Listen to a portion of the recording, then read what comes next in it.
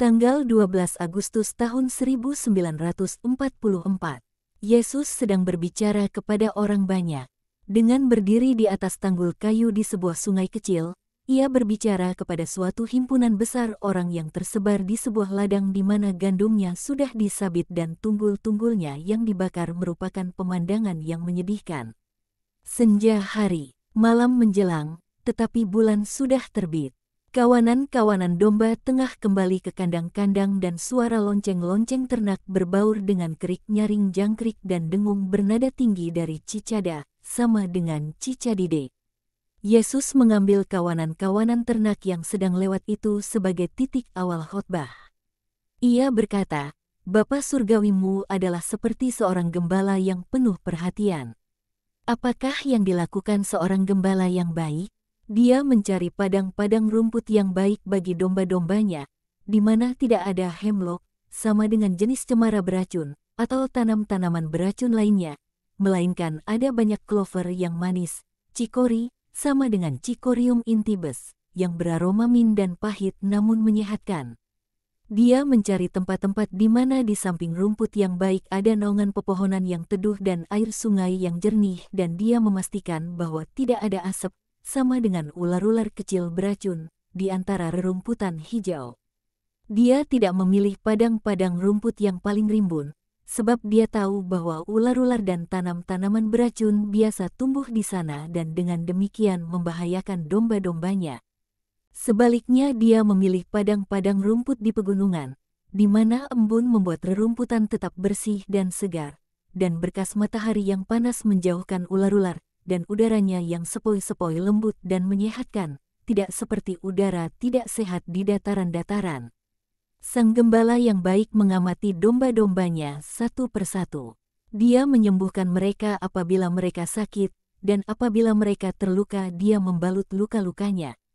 Dia menghardik domba-domba yang bisa sakit sebab mereka terlalu rakus akan makanan, dan dia membawa ke suatu tempat lain domba-domba yang bisa celaka akibat tinggal terlalu lama di suatu tempat yang lembab atau di bawah terik matahari.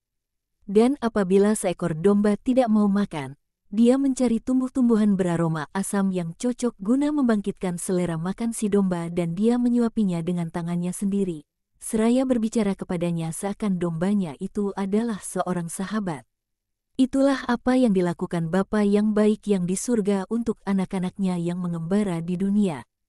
Kasih-Nya adalah tongkat yang menghimpun mereka bersama, suaranya adalah pedoman mereka, hukum-Nya adalah padang rumputnya, surga adalah kandangnya. Tetapi seekor dari domba-dombanya pergi meninggalkannya. Betapa dia sangat menyayangi dombanya itu, domba yang belia, murni, putih, bagai gumpalan awan di langit pada bulan April.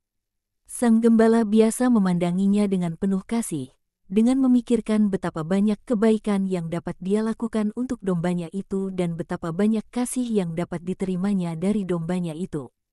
Dan dombanya itu sekarang tersesat. Seorang penggoda lewat di jalan yang terbentang sepanjang padang rumput.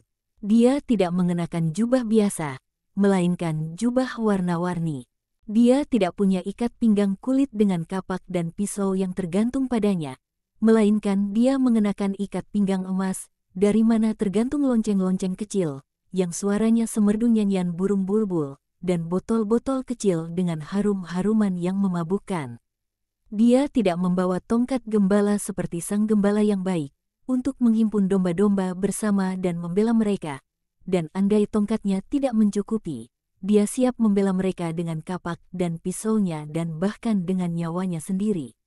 Tetapi si penggoda yang lewat itu, membawa dalam tangannya sebuah turi bulung yang gemerlap dengan permata dan darinya membubung asap, yang berbau busuk dan sekaligus harum, dan itu mencengangkan sementara gemerlap dari permata-permata palsu tampak mempesona. Dia lewat sambil menyanyi dan menebarkan segenggam garam, yang berkilau di jalanan gelap. 99 ekor domba melihatnya dan tetap tinggal di mana mereka berada. Domba yang ke-100, yang termuda dan yang terkasih, melompat dan menghilang di belakang si penggoda. Sang gembala memanggilnya, tetapi domba itu tidak kembali. melainkan berlari lebih kencang dari angin demi menggabungkan diri dengan si penggoda yang baru saja lewat, dan guna menopang dirinya sementara berlari dia mencicipi sedikit garam, yang begitu ditelan, mengakibatkan rasa terbakar hebat yang aneh hingga domba malang itu amat merindukan air sejuk di tempat-tempat teduh nan asri di kedalaman hutan-hutan. Dan dengan mengikuti si penggoda si domba masuk ke dalam hutan-hutan, dan dia mendaki dan menuruni medan dan terjatuh, 1 kali, 2 kali, 3 kali. Dan setiap kali, dia merasakan pada sekeliling lehernya lilitan berlendir dari reptil-reptil.